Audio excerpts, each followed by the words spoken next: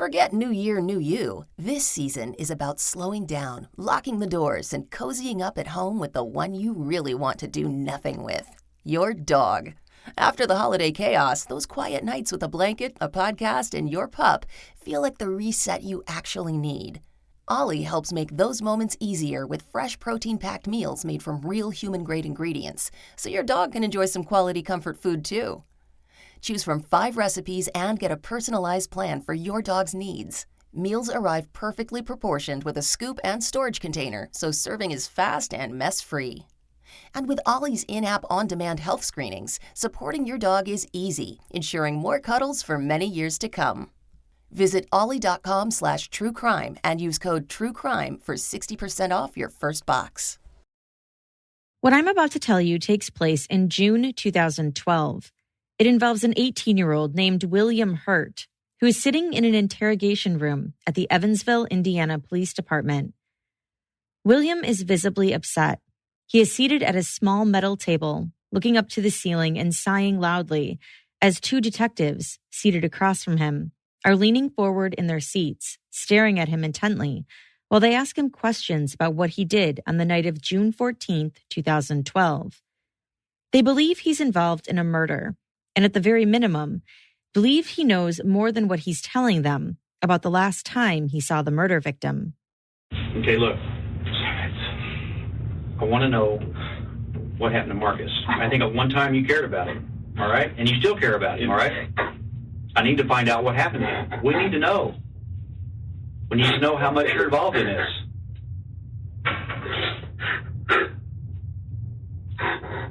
We need to know if you're the one that harmed him. I'm not the one that harmed him. Do you know who did? No, I don't. I think you're leaving something out. I don't know.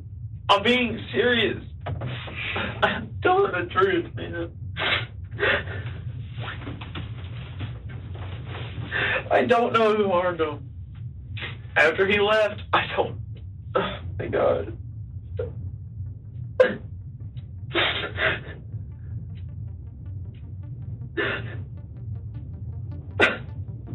I honestly do not know who harmed him. This is Jillian, and you are listening to Court Junkie, episode 68.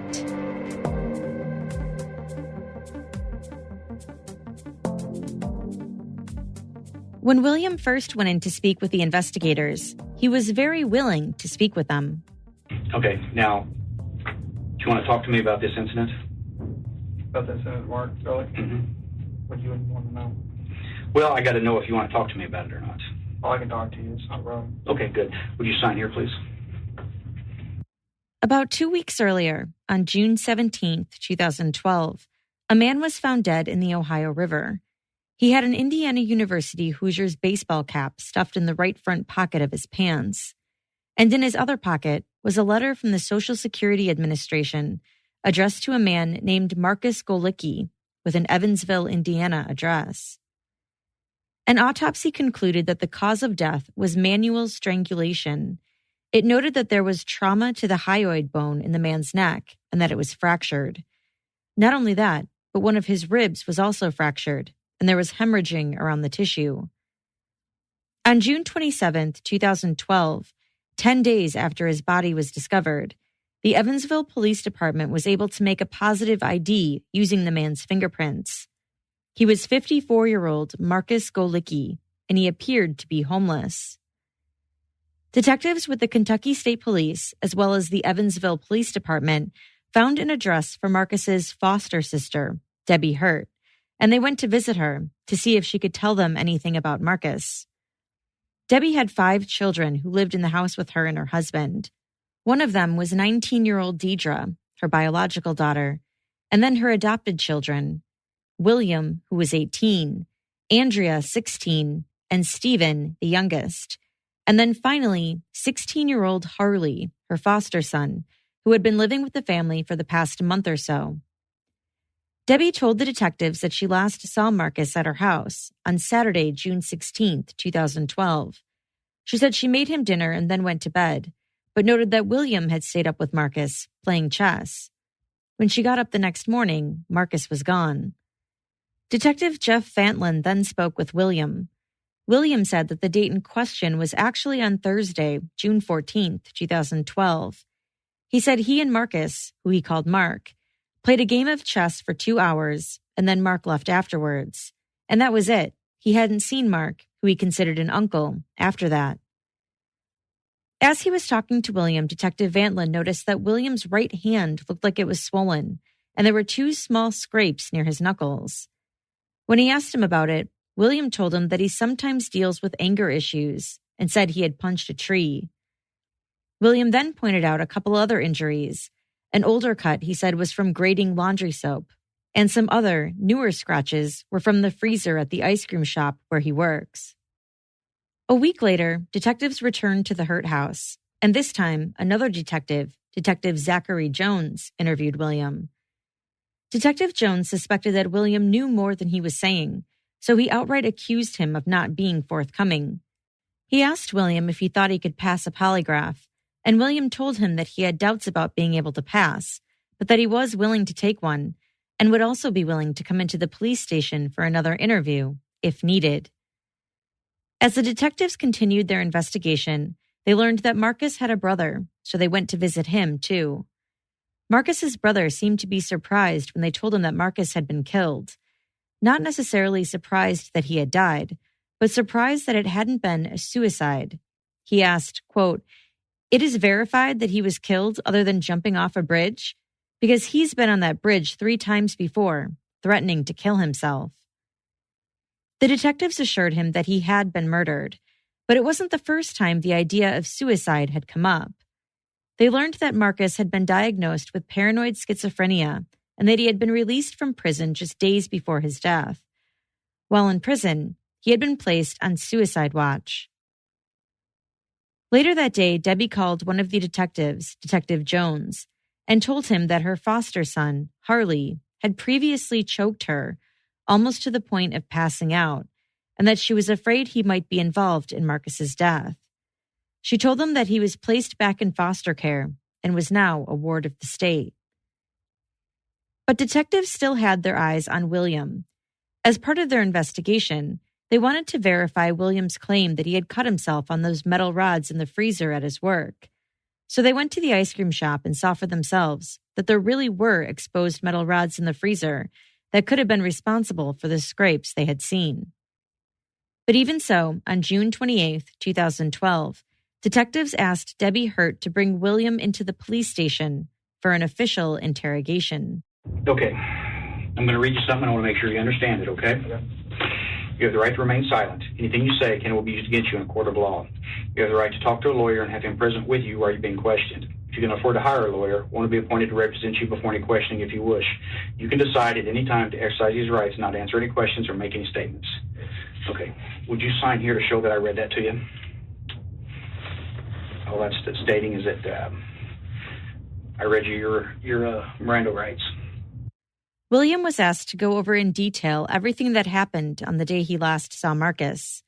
So he walked them through his entire day, even detailing the seemingly mundane parts. He told the detectives that he got up, showered, and played some games. Around 3:15, he took the bus to work at an ice cream shop across town. He said it was a very long, drawn-out day. He left work around 9:45 p.m., and waited about 30 minutes for the bus home. When he got home, around 11:30, Marcus was sitting at his kitchen table, eating a bucket of macaroni salad. Also in the kitchen were his little brother Stephen and his mom. He said he went over to his mom and gave her a hug. He told her he loved her and that he was home. After a while, he and Mark started playing a game of chess. He said his foster brother Harley came in from the living room and started cleaning up a bit. Harley then grabbed a Sunny D and walked back out. Right in the middle of the chess game, his mom said she was going to go to bed. He said Marcus couldn't see the board very well because he had bad eyes, and so he surrendered after about a half hour of playing. William said he shook his hand, and then they talked for a little bit. About 20 minutes later, Marcus said he was going to leave. He took a container of instant coffee that William's mom had given him before she went to bed and filled up a container with water. They shook hands again and then chatted again for a few minutes. Then Marcus put on his shoes and walked out the back door. William said that was the last time he saw him. He was asked where his siblings were at that time. He said Harley was already in his room, Andrea was upstairs asleep, and he didn't know where Deidre was. After Marcus left, William said he went downstairs to his room. It was around 1 o'clock in the morning by then, so he fed his rabbit, watched some TV, and fell asleep. When asked what he and Marcus talked about that night before he left, he said they mostly talked about football. The detectives pointed out that as William was telling them the story, he seemed to be having some trouble telling it in chronological order.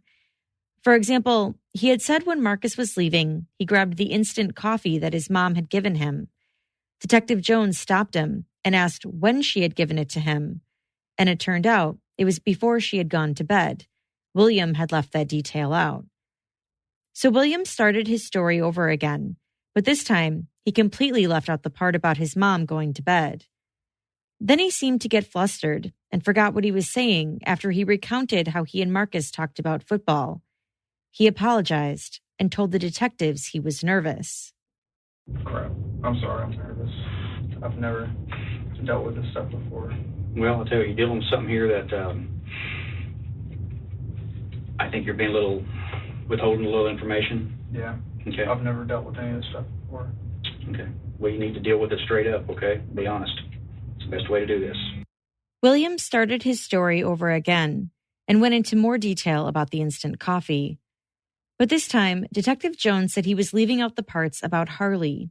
He had told the detective in an earlier interview that Harley had wanted to play chess with Marcus that night too, and he had also said that he heard Harley's door shut when he went to bed. Harley. You said earlier Harley's door shut. Mm-hmm. After you went to bed. You're leaving out some stuff, all right? I've been patient with you. It's time to tell it all. It's time to be honest. You understand we know more than what you think? Oh, I already know, yeah. I have a feeling you guys already know more than I think, because you guys are detectives. What do you think we know? Well, I think you know what happened to Mark. Mm-hmm. And I think you don't know necessarily what happened. Not like all what happened. I know you guys know the exact time and dates he was there, and some of the stuff that he has done within the past week. That's about all I know. The detectives asked if Harley and Mark got into a physical confrontation that night, and William said no, not from what he knows. He said he didn't hear anything after he went to bed.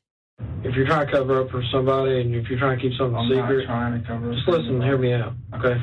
If you know something, if I don't care if it's Harley done something, I don't care if it's Andrew, I don't care who it was, and you know about it, and this ends up turning south, then you know you can get in trouble for this, right? Yes. Okay. If you're wanting to come clean, right now is the time to come clean. And, with the Detective Antwin sitting here talking to you, there's so many inconsistencies in your story right now that I have a hard time believing anything you're saying. Honestly, I really do. Yeah. So why would I want to sit here and believe you when you're so inconsistent? I'm changing the story. Yeah, you're inconsistent. You're leaving parts out. You're changing the story. You're fabricating. I can tell by looking at your eyes, you're fabricating parts of this up. Right when you get to the point he walked out the back door, that's when you start fabricating. Everything else, I believe, happened that night. Like I told you earlier, when I interviewed you earlier, I said, hey, man, I believe you, all sat down and played chess. I believe the coffee. I believe everything else. I do not believe that after he walked out this back door, that was the end of everything. Okay? Something happened that night. And we know what happened that night, and it happened around that residence.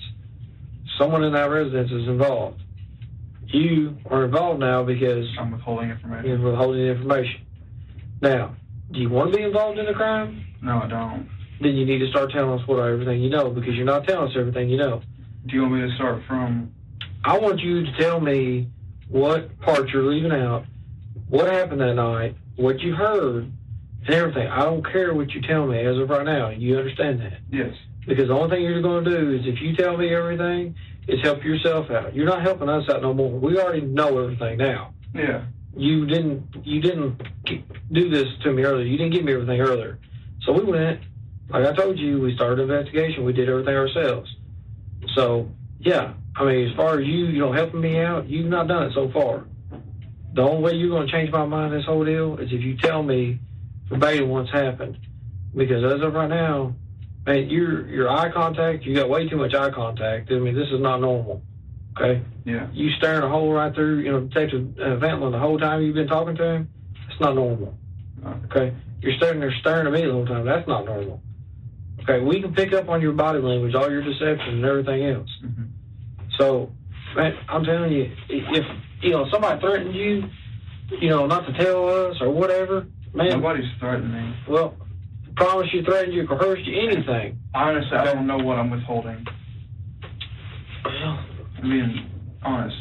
You agreed with us that you were withholding something. yeah. But I don't know what it is. Because I'm just I want this case to end because I'm trying to help you guys figure out what happened. They asked him if he had ever been down by the river, and he said no, never. As for his sisters, he said probably. Deidre had said she was going camping by the river before, a couple times with her friends. As for Harley, he said he didn't believe so. Detective Jones pointed out that William had mud on his shoes. William said that was from doing yard work the other day. He said they're his work shoes, and sometimes his grandma's boyfriend will pick him up from work and he'll do yard work for them. He took one of his shoes off and gave it to the detective. Do you feel like you're involved in something really big here? Well, yes, I do feel like I'm involved because according to what you guys are saying, and me changing the story a lot, I'm withholding information, but I don't know what the information is. I mean, I'm telling you everything that I know. It may be like a different way of telling it. I'm telling it a different, sequence, but I'm telling you all that I know. William was asked if Mark ever rode in the family van, and he said no, not that he knows of.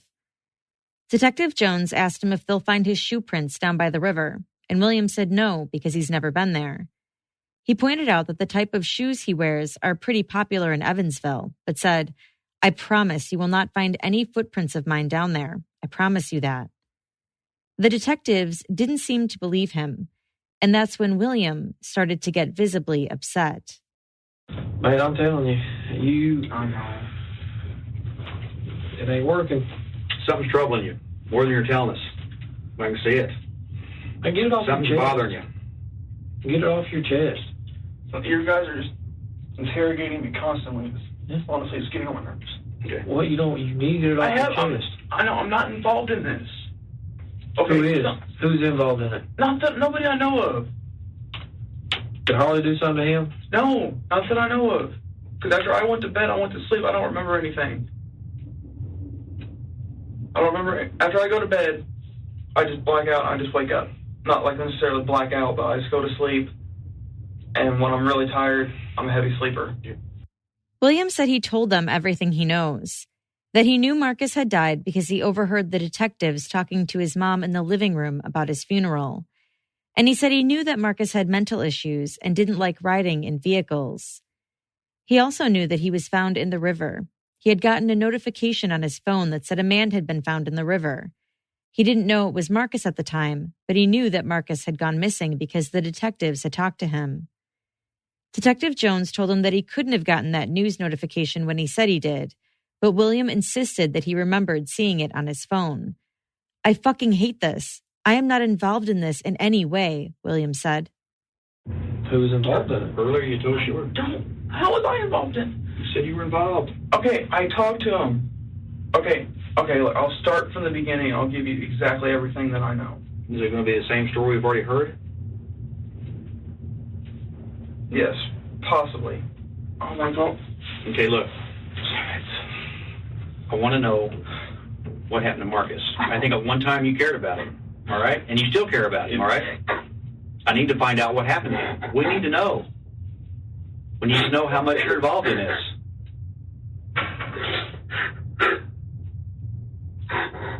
We need to know if you're the one that harmed him. I'm not the one that harmed him. Do you know who did? No, I don't. I think you're leaving something out. I don't know.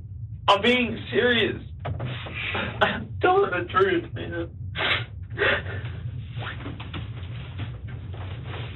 I don't know who harmed him. After he left, I don't Thank God.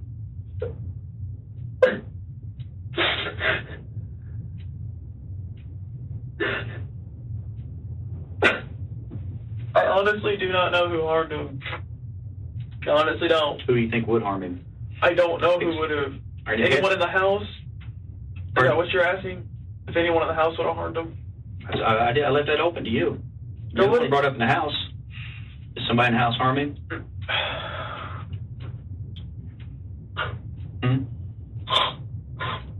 What about your dad?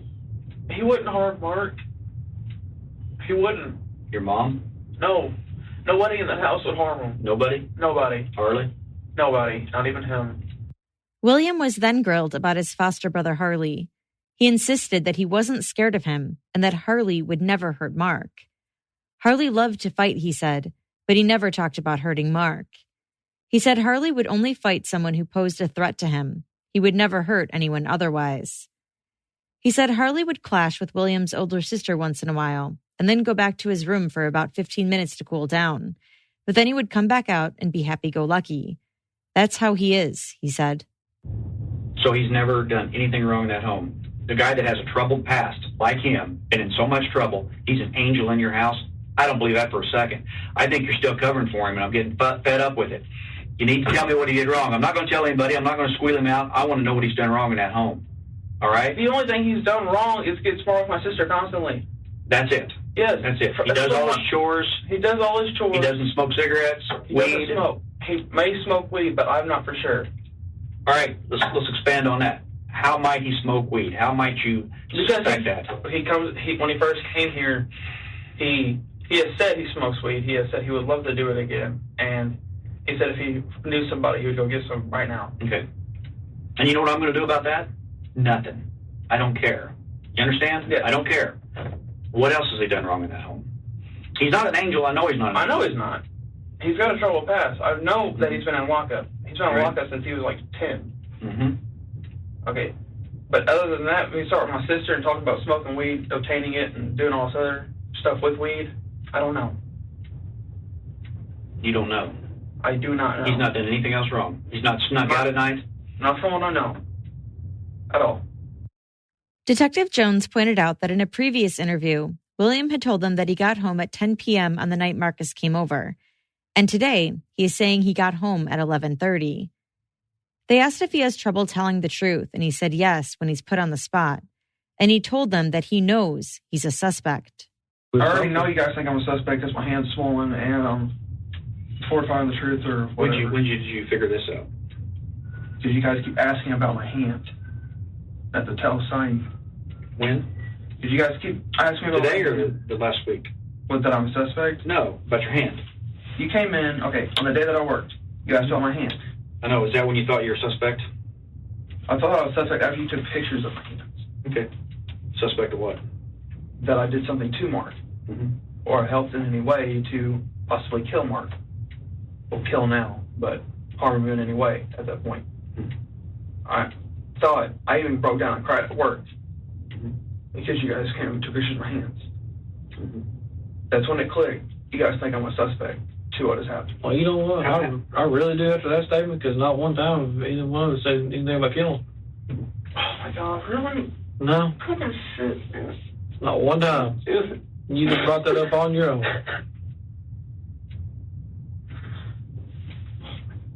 I don't want to go to... You're one say he's found the high river. You're one now. You're saying he's killed.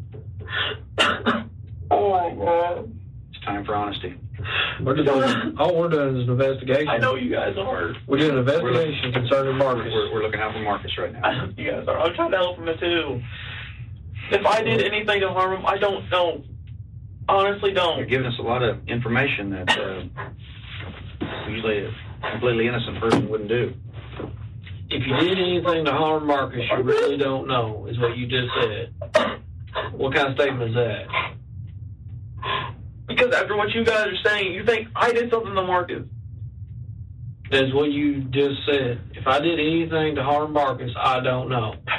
I did not harm Marcus in any way possible. After he left, I went to sleep. My gosh. Detective Jones asked why he left the house later that night, and William said he didn't, that he's positive he didn't leave that night. The detectives then tell him that they have him on camera. So I ain't gonna have you on camera at the store, right through, pointing right towards, pointing right toward Riverside Drive. I'm not gonna have you on the camera driving down the road, or riding in a vehicle down the road. Right? I did not ride in the vehicle. There's no possible way. I'm not gonna have you driving a vehicle then. No. Or walking. No. Possibly walking, yes. But okay, that night, is that night or a couple nights after that, I had walked down to the Kangaroo gas station and got a 12-pack of RC Cola. After you supposedly went to bed. I said either that night or a couple nights before or after. So when I got you on camera down there, that would be the night that Marcus was there. You went to bed after Marcus was there, and then you left, and we got some RC Cola, maybe? Is that what you're saying? Yes. I'll be honest, I have terrible, terrible memory when it comes to time and date. You have a terrible lying problem, is what you got. I know. If it was an accident, then we need to know, Detective Jones said. I don't remember anything after I fell asleep, William responded. He insisted that it was either that night or a couple nights after that he went to the Kangaroo gas station. Detective Jones told him that his theory is that an accident happened and that everyone in the family freaked out and didn't know what to do. He said they're trying to cover for each other. He told William that the first person who comes clean will be lucky and said, I'm telling you, you want to be the first person who comes forward. The detectives then leave William alone in the room for a few minutes. When they come back into the room, they ask if he's done any soul searching, and William said he will tell them all he knows. Where do you want me to start? He asked. Where we haven't heard anything before, Detective Jones said. Where it's going to be new and fresh. The information we're looking for. William shuffled in his seat and repeated, the information you're looking for. Mm-hmm, the detective responded. William told them that after Marcus left that night, he went down to his room and went to bed. The next morning, he helped his mom with the chores and did yard work. Then he played poker with his family. After that, he said the detectives came over and interviewed him. William then went into describing what happened when Marcus was over, detailing again how he shook his hand, how they talked about football, and then how Marcus put his shoes on and left. He was repeating the same details as before, but adding new, even more mundane details, like the fact that he got a drink of water from the kitchen sink at one point and cleaned up the macaroni salad in the kitchen. This version ended the same way, however, with Marcus leaving and William not remembering anything after that. When he was finished talking, Detective Vantlin asked him what the hell he was talking about, telling him that he's all over the board, that he started the story with when Marcus was over, described playing poker with his family the next day, and then went back to when Marcus was over. They told him that he's talking in circles, that he's making no sense. I'm looking at this two ways. You're our guy that harmed him, no doubt about it.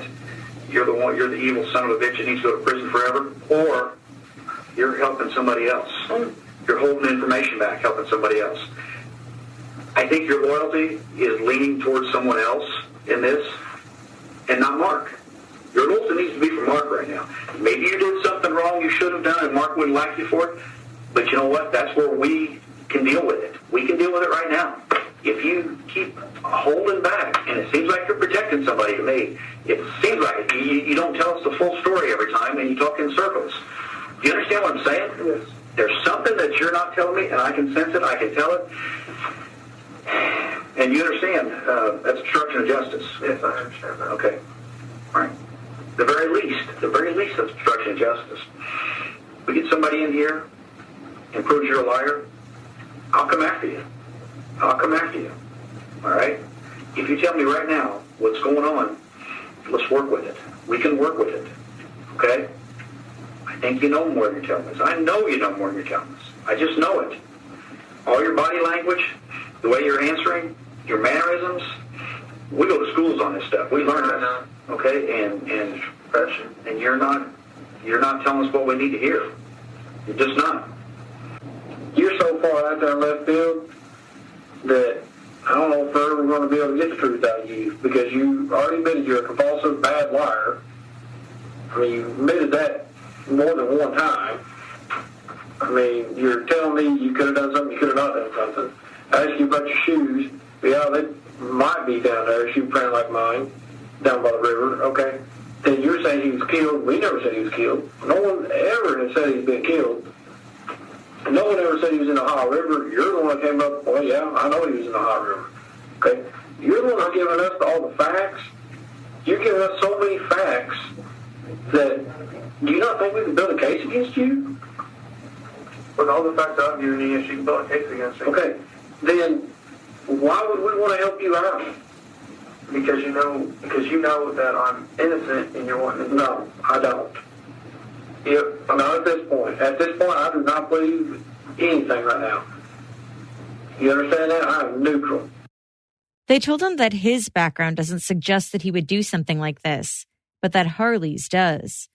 They said Harley has it in him to do it, and that Harley will pin it all on him. But William said that the truth is he didn't see Harley again after seeing him in the kitchen for the rest of the night. The detectives leaned back in their seats and sighed loudly. Why? Why do you do this? Why do you do this? I'm getting so ticked off.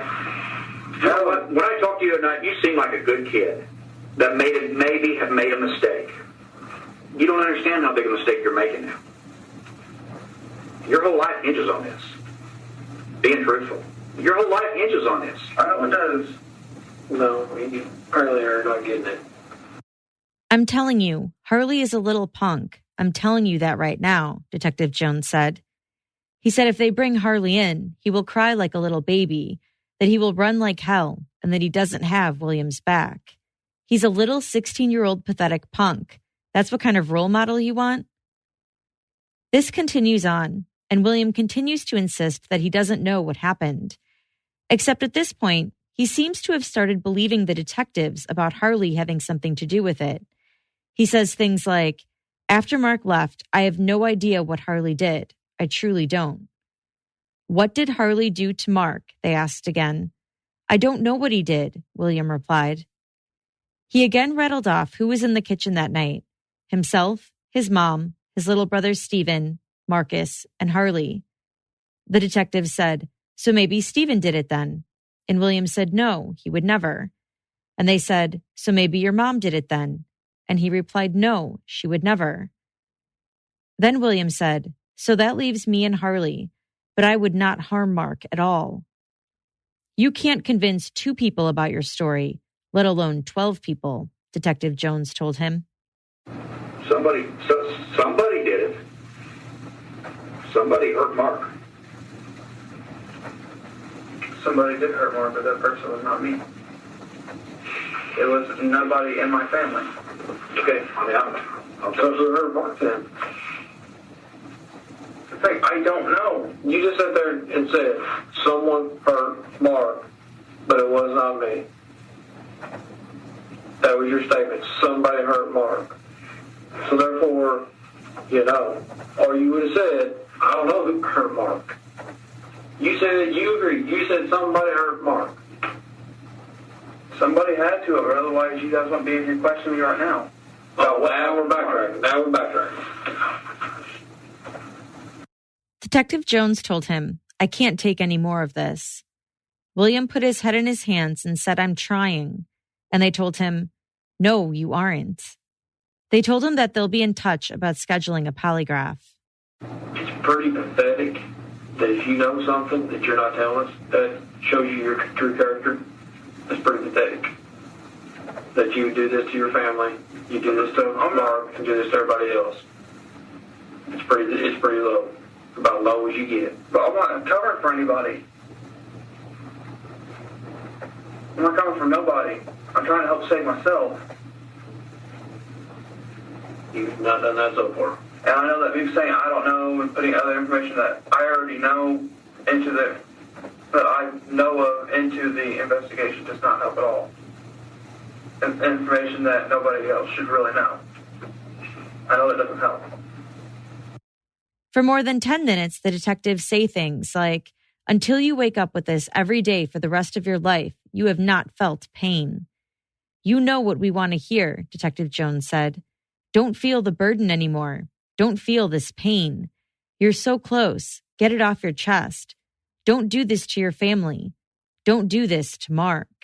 William said, nobody in my family would harm Mark in any way. But he then continued, the only person who's not considered family is Harley. What did Harley do? The detectives asked. William put his head in his hands. After some more prodding, he said he heard someone walk out the back door that night. He heard a vehicle start up, and then he fell asleep and doesn't remember anything else. Who left in the vehicle? They kept asking him. And finally, he said Harley. They then leaned in and pressed him for more details. Detective Jones told him to get this off of his chest for Mark. You said you truly cared for him. William replied, I can't remember if Harley made me go or if Harley made me do it. That's what I can't remember. Detective Jones continued, what did Harley do to Mark? Do it for Mark. Do it for your family. We have got to do something or Harley might hurt another person in your family. Protect your family. Come on, William, let the burn go. Tell me. After repeatedly saying he doesn't remember, William finally said he threw him in the river. When asked why Harley did that, he said he didn't know. Detective Jones asked, what did he do to him? How did he hurt Mark? And then William said he beat him up. And then what? Detective Jones asked. Tied him up and threw him into the river, William responded.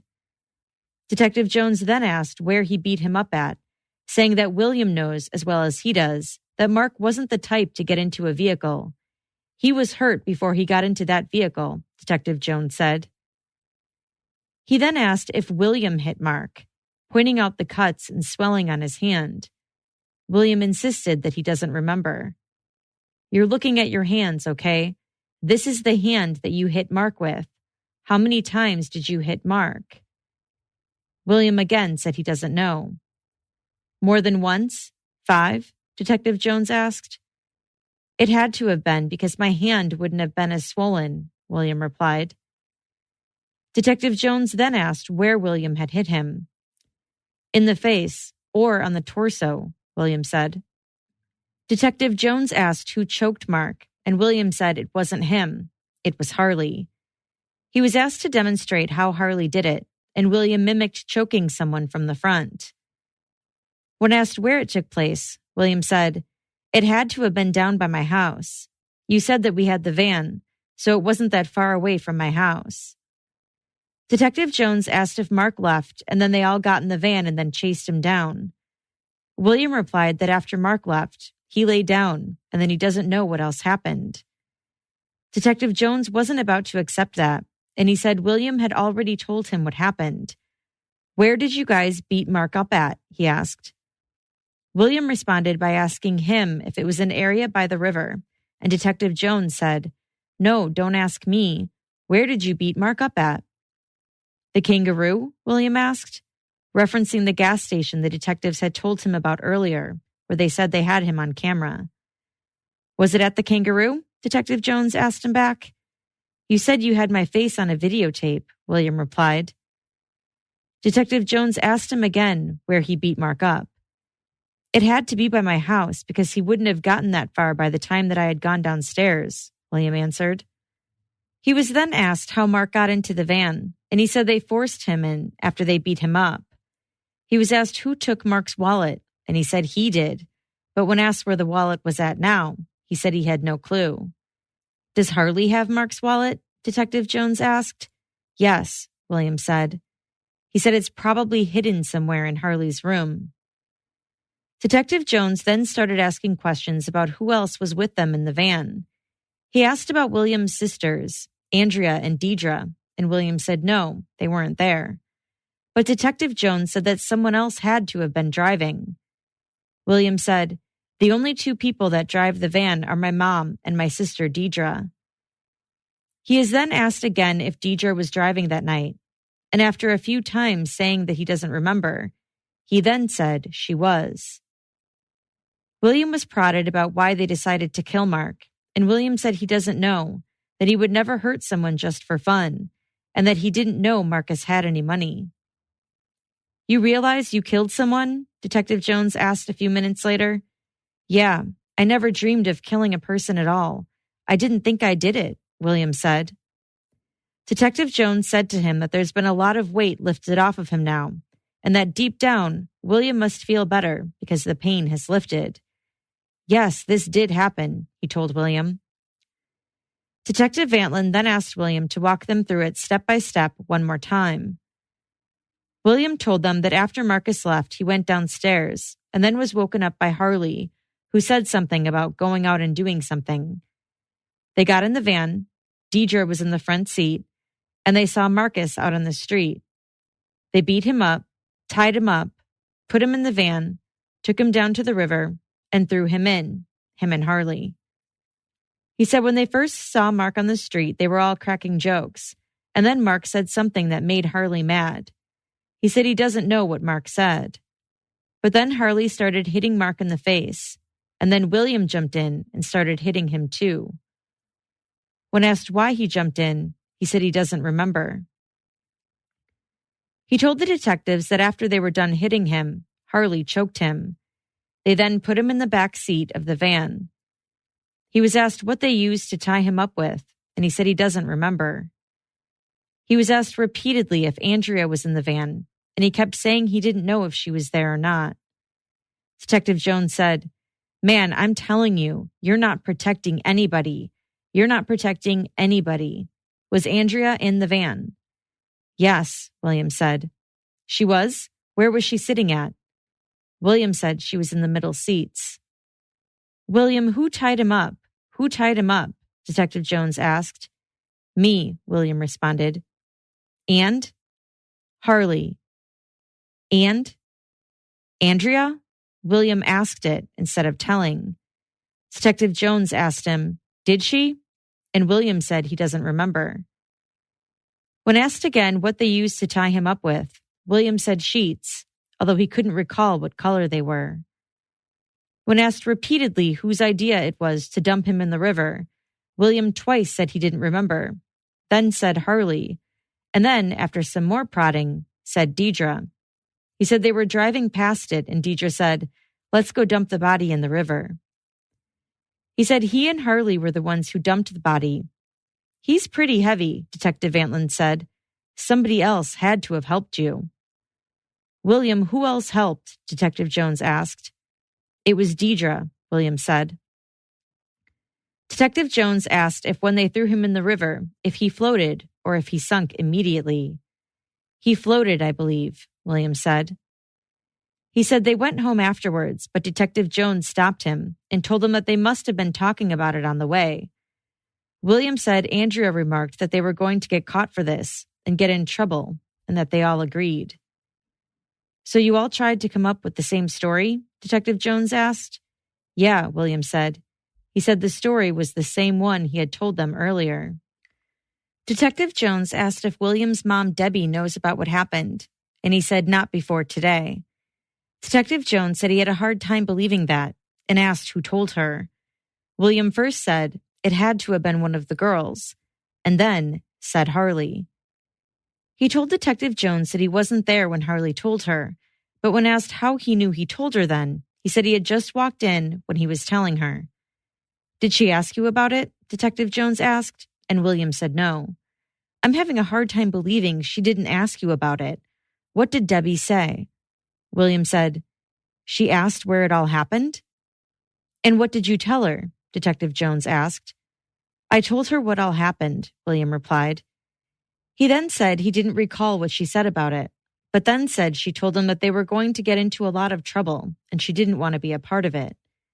"Did you ask her to cover up for you?" Detective Jones asked. William said no. "Who asked her to cover up for you guys?" Detective Jones asked. William said he didn't remember. "William, you do too. Who asked Debbie to cover up for you all?" "Harley," William replied. Detective Jones asked what Debbie said, and William said that she told them that if anybody asked, to say that it happened on Saturday. "Debbie said this?" "William, I asked you a question. Is this what Debbie said?" She didn't say that, William replied.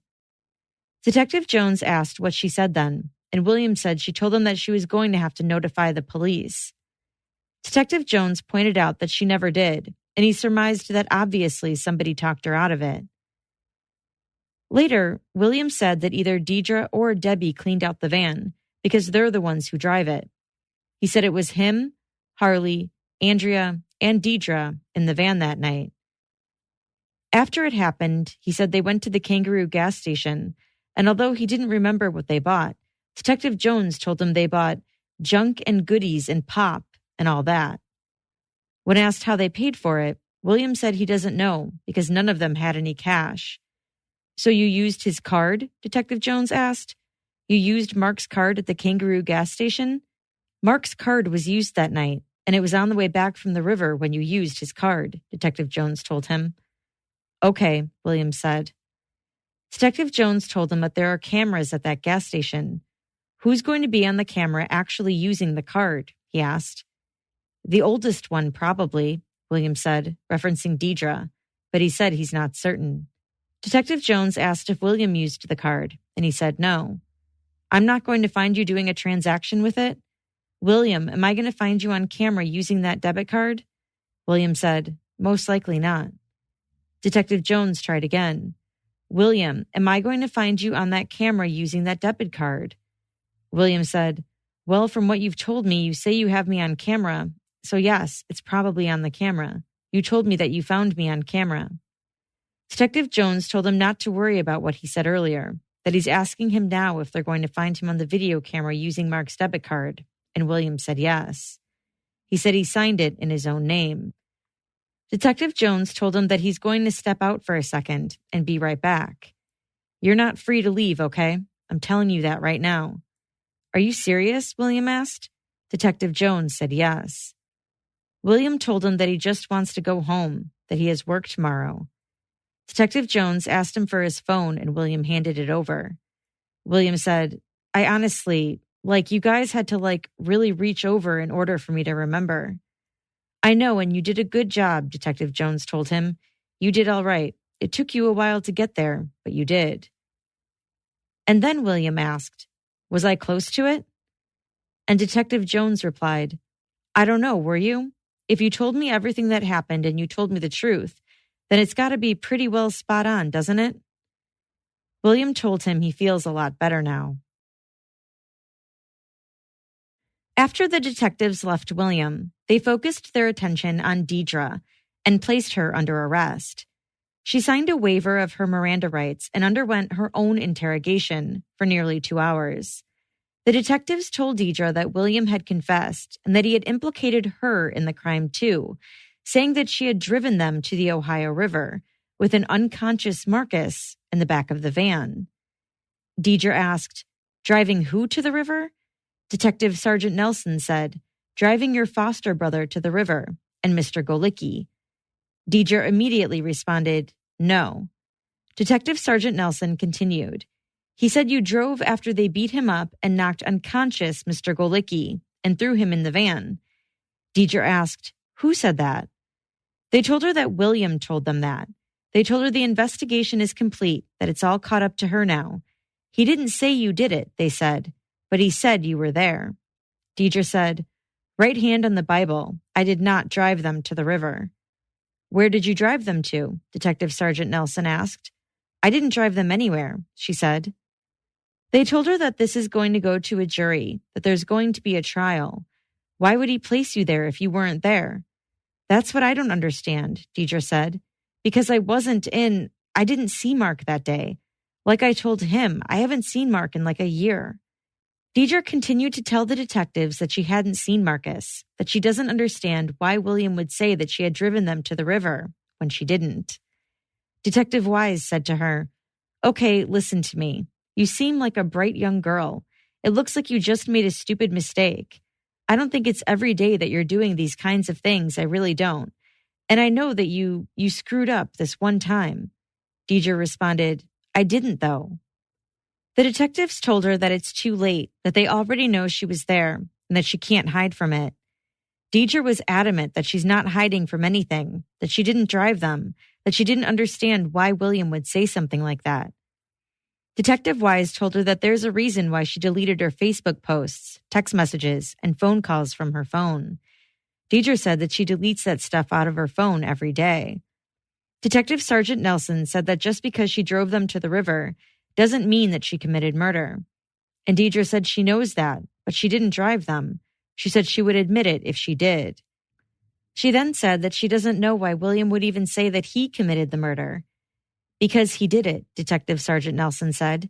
He knows facts of the murder that only the police know and the people who committed the crime. Deidre said that she couldn't recall what she was doing on that Thursday, that she was trying to remember but couldn't. She said she doesn't do drugs and drinks every once in a while, but doesn't lose her memory. So there's no reason you wouldn't remember someone being beat up and murdered, Detective Sergeant Nelson asked. I would remember that, she responded. So what time does this happen? She then asked them. They told her they wouldn't give her that information. They told her she better remember where she was because as it stands, she's being placed at the murder scene and she's going to be charged with murder for driving the van. Deidre said she was probably at work or over at her friend's house. They continued to tell her that she was lying. Are you going to live with this for the rest of your life? Is this something you want to live with? Detective Wise asked her. No, because I didn't do it, she said. Well, where were you then? He asked. I'm not sure, okay? But I'd know if I was down at the river dumping somebody's body or watching people dump somebody's body.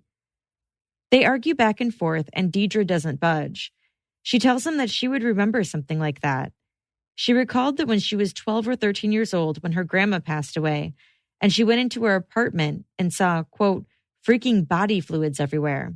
She said she can still picture that. And if she can't forget that, what makes them think she's going to forget about seeing somebody dump somebody's body? They told her that they're going to bring her entire family in and that they think everyone was involved. They told her that they can't believe she doesn't feel remorse for what she did.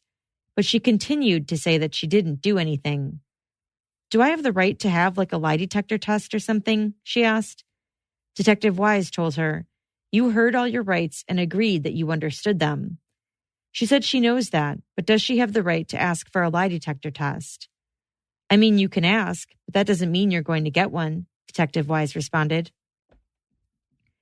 At one point, Detective Jones enters the room and tells her that he was the one who had spoken to William. He tells her that he knows she was there, knows she drove the van, and knows that they all went inside the Kangaroo gas station and used Mark's debit card to purchase soda pops and candy. He told her they have video from the store. Deidre told them that Mark doesn't have any money.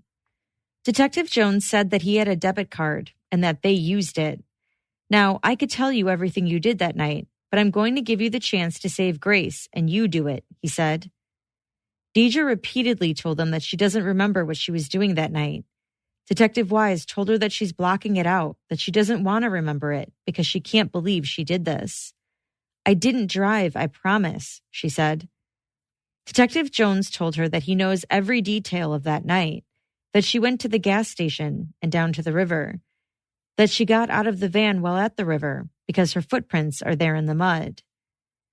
Deidre said that everyone wears each other's shoes at their house. She again denied knowing anything. They told her that she needs to tell them what she did or she's going to jail for murder. She said she doesn't remember going to the gas station, but they tell her they know she was there. That's what I don't understand, she replied. Deidre, you drove that van that night, Detective Wise said. I guess I did. I just don't remember, she said. Detective Jones told her that she drove William and Harley because she's the only one with a driver's license in the bunch, and that she got caught in a bad situation, that she didn't have a choice. She freaked out, and they would freak out too if they were her. I just do not remember driving that night. I don't, she said. What do you remember doing that night?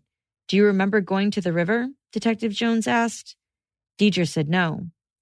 You just said that you guessed that you did drive, Detective Wise pointed out. I mean, I guess I did. I mean, that's what you guys want to hear, she said. No, all I want to hear is the truth, Detective Jones said. I know, and that's what I'm trying to tell you guys. But if I do tell the truth, you don't believe me. They told her that she hasn't been telling the truth, that she's been lying. But if she tells the truth, she'll be helping out her entire family, including Marcus. I guess I did, she said.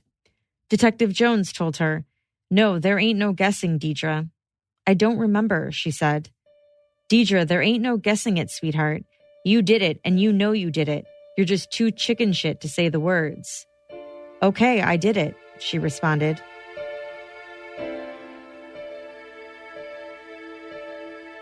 Detective Wise asked Deidre what happened, and she responded, I don't remember. Detective Jones told her that the only way she's going to save her ass is if she tells the truth. If not, you're going to hang, he said. He asked her if there's a reason why they would find her fingerprints on Mark, and she told him that they wouldn't find her fingerprints on him. When asked how she knows that, she replied, Because I didn't touch him. I haven't seen him. She was then asked what she would say to Marcus if he was there right now, and if she would at least apologize to him. She said, If he was here right now, I would tell him to tell you guys that I wasn't there. They told her that they know that later that night they cleaned out the van and washed all the blood and mud out. Deidre said, No, you can look at that van. That van hasn't been touched in months. She said it hasn't been vacuumed in a long time. They then peppered her with questions like, How did they get you to drive them? Why did you drive them? And Deidre told them that she doesn't know. She then said, I feel like the only reason why they did get me involved in it is because I do have my license. I don't know what I'm supposed to tell you. She told them to track her phone, but they ignored her, still telling her that she was lying. They accused her of not giving a damn about Marcus, saying that he was just a homeless, crazy bum on the street to her, which she denied, saying that she loved him and that he was family. The thing is, she said at one point, I don't sneak out of my house. I don't sneak the van because my mom keeps an eye on the mileage. She said she'd be too scared to even do something like that. They told her that her story has to match William's. You gotta match it or that makes everybody a liar, okay? Can you tell the same story that William did? I suppose I can, she replied. They told her to try, and then she said, went to the gas station, went to the river, and I don't know who touched Mark. She said they didn't clean out the van. They told her they needed her to go into more detail. We've got a pretty good idea who touched Mark. It's between 3 or 4 people. I want you to tell us. That way we'll know. You understand how this works? If your story, William's story, your mom's story, everybody's matches, we know who did it. Let's try this again. They asked her if she was woken up to drive them, and after telling them she doesn't remember, she said she doesn't know how they got her in the van. She said they all went to the gas station and that everybody wanted to go to the river, so they did. She said she didn't get out of the van. Detective Jones told her that Mark doesn't like vehicles and that he wouldn't have just gotten in the van. He asked who was in the van when they left the house, and she said, me, Mark, Harley, William, and I think Andrea. They asked if Mark was walking, and she said, yeah. They peppered her with more questions. What happened? Did you guys stop and talk to him or what? I mean, obviously you guys talked to him. What happened when you stopped? Who got out, Deidre? Who got out of the van? Were you driving at that point? Deidre just responded to the last question. I mean, I had my license, but it was my mom and dad's. Detective Wise said, okay, so you were driving. And Deidre said, yeah. They asked if Mark was able to get into the van by himself. Deidre responded, probably not because of the way his body is, because he does nothing but walk. Detective Vantlin said, okay, listen, like I told you before, it's got to match William's story. Is William a liar? Huh? I know he's not a liar. We all know he's not a liar. He's a pretty good kid that made a mistake. We're all trying to decide if you're a pretty good girl that made a mistake. And what we're going to have to know sooner or later, are you the one who killed Mark? Deidre said no. Detective Vantlin continued, then you need to start talking. You need to tell your point of view. And it doesn't have to match William's word for word, but it has to match close. They asked her who killed Mark, and she said, Harley was the most violent one, and then said, William and Harley are the only 2 left. How did they kill him? Detective Wise asked. Wrapped him up, Deidre said. They didn't wrap him up and kill him. How'd they kill him? They asked again. She told them they beat him with their hands and legs. Did you see this? Detective Wise asked her, and she said no. They asked her again, Deidre, did you see this? Answer my question, Deidre. Did you see this?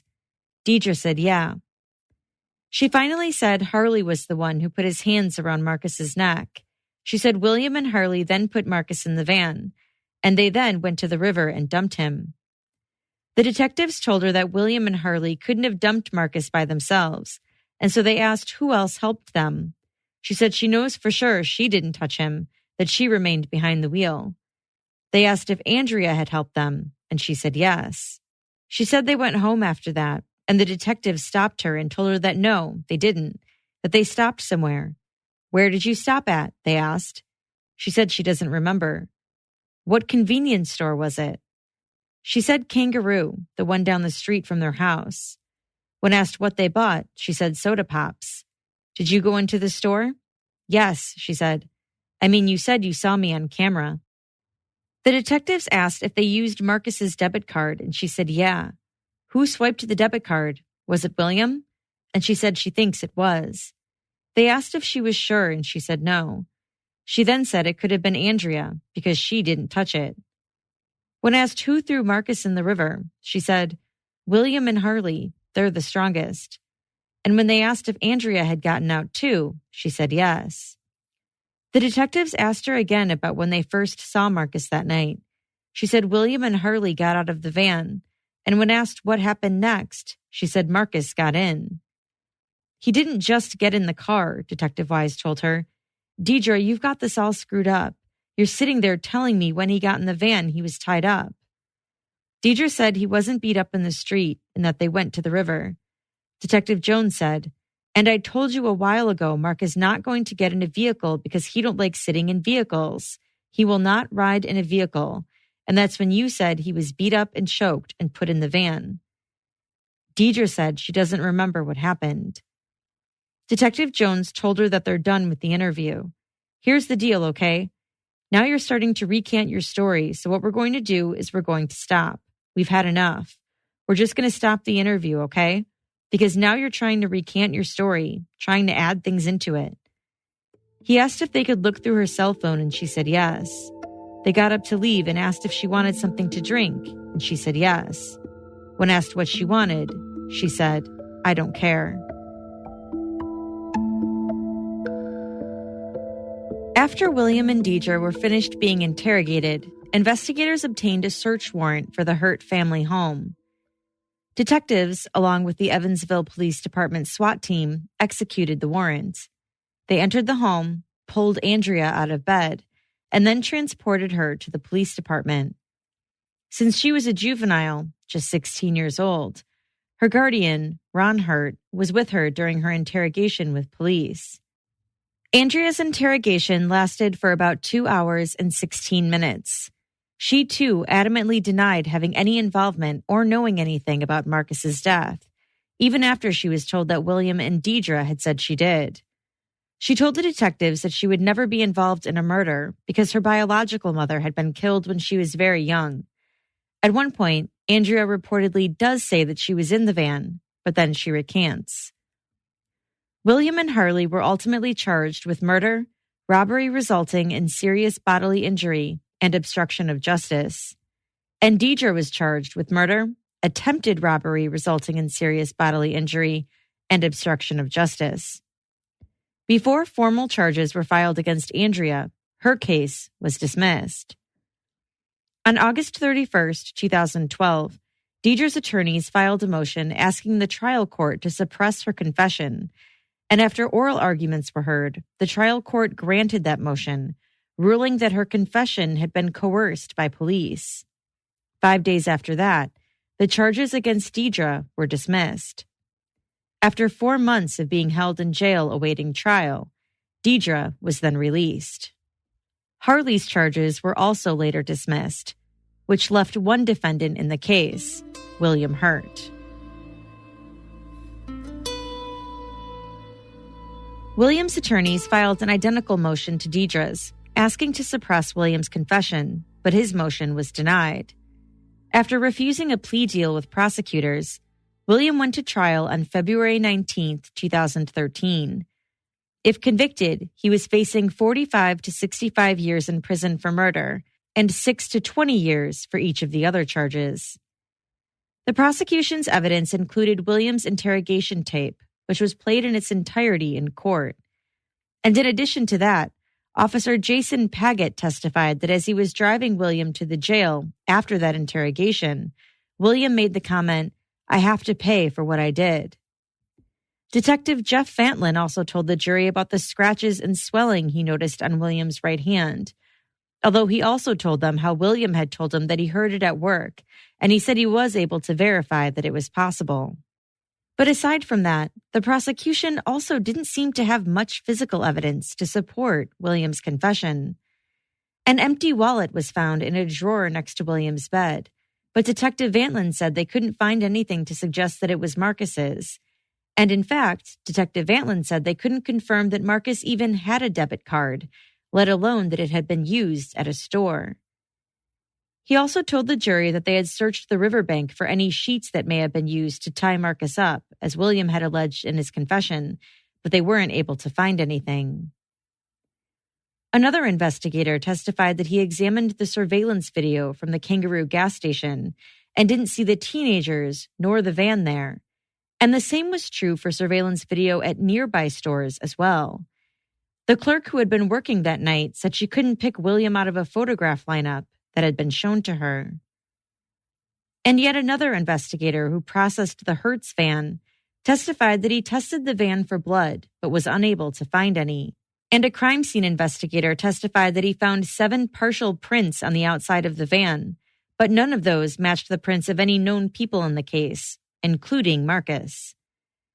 Detective Sarah Hilsmeyer told the court that she looked at the video surveillance from Dress Plaza, where Marcus's body had been found, and could find no footage of the van ever being in that area. William's mom, Debbie Hurt, testified that she never discussed anything about the events of that night with her son, and although she had initially told Detective Fantlin that sheets had been missing from her home, she said she later found them. The defense focused much of their attention on William's confession. They called Stephen Drizin, a law professor at the Northwestern University School of Law and director of its Center for Wrongful Convictions, to the stand. Drizin, who has studied hundreds of cases of false confessions, wasn't allowed to say whether or not he believed William's confession was false. But instead, he testified about the techniques used in the interrogation and how those can lead to a false confession. Drizin told the jury that virtually every fact came from the police officers and not from William. He said the officers were the ones who first said that Marcus's wallet was missing, and they were the ones who said he may have been punched, kicked, and strangled. William then repeated these things. He said it's clear that William was trying to incorporate the details the officers told him into his confession because at the end, William asked, "Did I get close to it?" He told the jury that instead of asking leading questions, interrogators should ask open-ended questions. Drizin also said that the detectives in the case violated interrogation techniques by threatening William, telling him he would be going to jail, or worse, and telling him that he should confess before the others. They also lied about what evidence they had, he said. All of these things, including a sense of self-doubt of one's own memories created by police, and a desire to avoid going to jail, can lead to a false confession. Although Drizin said the techniques are not against the law, most suspects don't know that police officers can lie to them. As the jury was deliberating, they requested to watch the videotape of William's interrogation again. Afterwards, they found William not guilty of murder and robbery. They couldn't agree on a verdict for obstruction of justice, which was then later dropped. William was released. About a year and a half later, in June 2014, Debbie Hurt, along with William, Deidre, and Andrea, filed a civil suit against the city of Evansville and the officers involved in the case. Among the things they alleged were malicious prosecution and false arrest or imprisonment. And they alleged that Marcus wasn't murdered at all. In the very introduction of the lawsuit, it states, in part, On June 28, 2012, defendants wrongfully arrested plaintiffs William Hurt, Deidre Hurt, and Andrea Hurt for the death of their uncle. Not only did the three young siblings not commit this crime, but the crime itself had not occurred. Tragically, their uncle had committed suicide by jumping off the twin bridges a short distance from where his body was found. The lawsuit also states that Andrea had been held at the jail for 7 days before the prosecutor determined that they would not file charges against her. During those 7 days, the lawsuit alleges that the officers provided Andrea's name to the media and falsely accused her of being a murderer, which, quote, caused her tremendous harm well after she was cleared of the wrongful charges.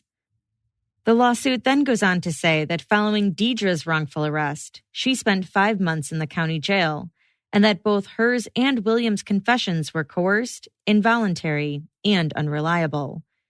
Regarding William, quote, defendants continued their malicious prosecution of William, fabricated additional material false evidence to use against him at trial, and withheld their fabrications from him. The lawsuit alleges that there was no evidence to support the coerced confessions, even though detectives tried looking for it. And, quote, faced with this dilemma, the defendants set about to fabricate evidence proving the siblings' guilt.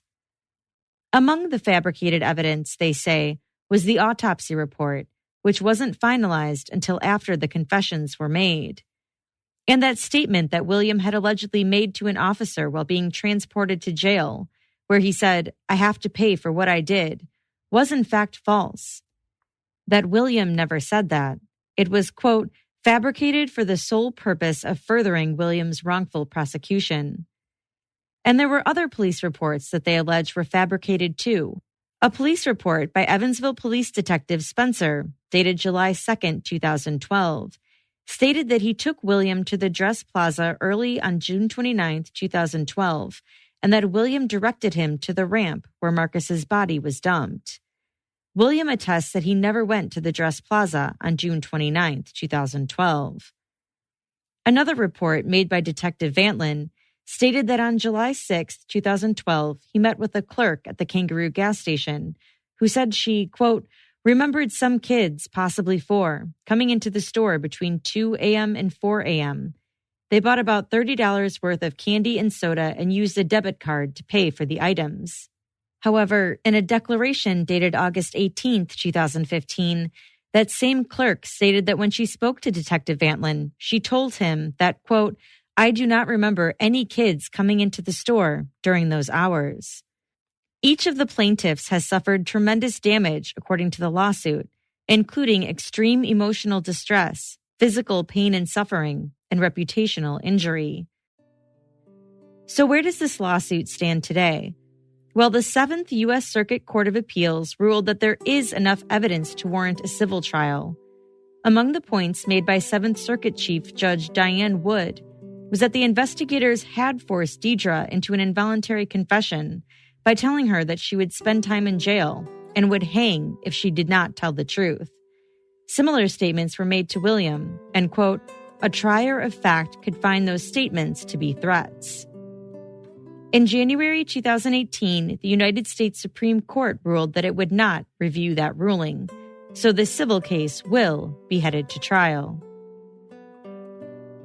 And that's all for today's episode. I'd love to hear your thoughts on today's case. What were your impressions when listening to William and Deidre's interrogations? Do you think there was enough evidence to convict William, or did you agree with the acquittal? What are your thoughts on the civil suit? Let me know by tweeting me at CourtJunkiePod, emailing me at podcast@CourtJunkie.com, or messaging me on Instagram @CourtJunkie. Thanks everyone for listening. Until next time.